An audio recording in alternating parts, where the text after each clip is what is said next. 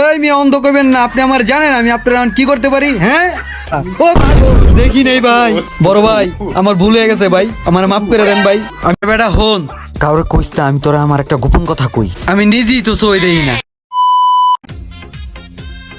মামা আপনি তো চোখে দেখেন না, এনে বইয়া থাকেন এনতে লইরেন না। হে বেটা, তোর কি আমার দেখলে মনে হয় আমি অন্ধ?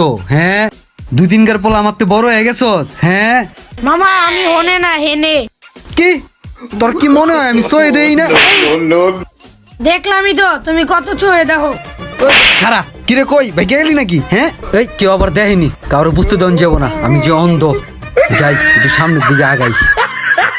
আরে আমার ইমিটেশন ন আংটিটা হারাই গেছে রে, কই বিশ্রামু কি করি এখন? বউ তো ঘরে ঢুকতে দিব না।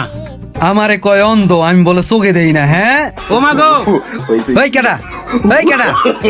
এই বেটা অন্ত চোখে দেখোস না? এই মিয়া চোখে